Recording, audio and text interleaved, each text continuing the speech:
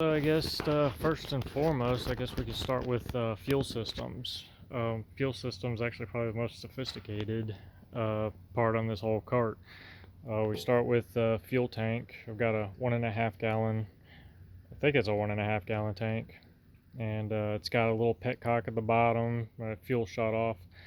Uh, Fuel comes over to the fuel pump.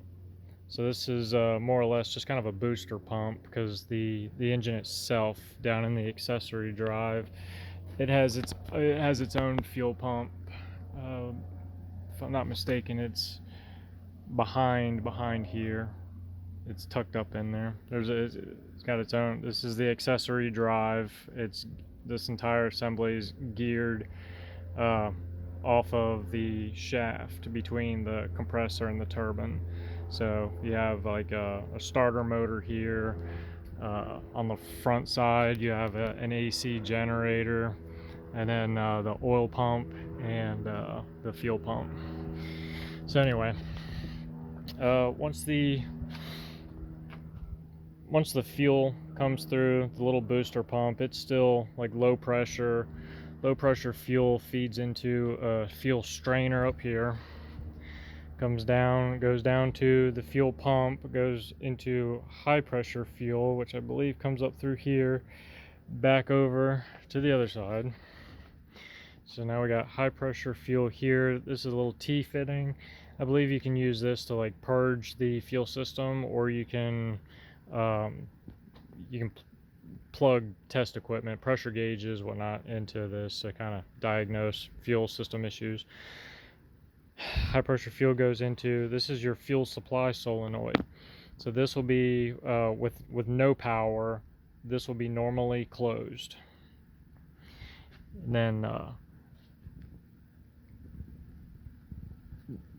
high pressure fuel comes down through that solenoid, down, it tees off, and it goes on one side of the T. It should come up into the fuel manifold.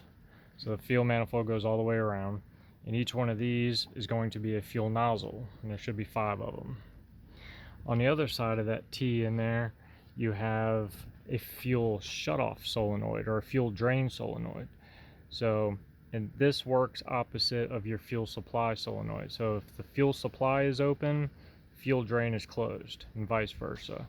So when I kill the power, this one closes, this one opens, and it allows fuel to drain down into, we got like a little catch can, but it just pisses out excess fuel. You don't want fuel sitting in the fuel lines and all that, especially on these turbine engines. It causes fire issues, whatnot. It's just safe to just drain all the fuel when it's not running.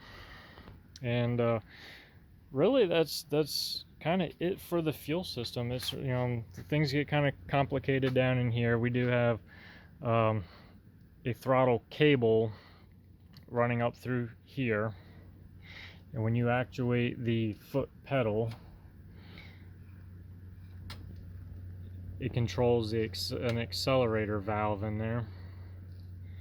And all this is just a little dampener, so when you let off the throttle suddenly, it doesn't allow the throttle to close suddenly, because on these engines, if you shut off the fuel too fast, you get like a sudden lean mixture and the engine will flame out, and you don't necessarily want that. So that's all that little mechanism there is. On a side note, while I'm on the subject, I was told that this entire mechanism was designed by a former NASA astronaut, Jim Voss. And it's my understanding that Jim Voss still holds the world record for longest spacewalk. So you can take that to the bank. But that's really it for the fuel system.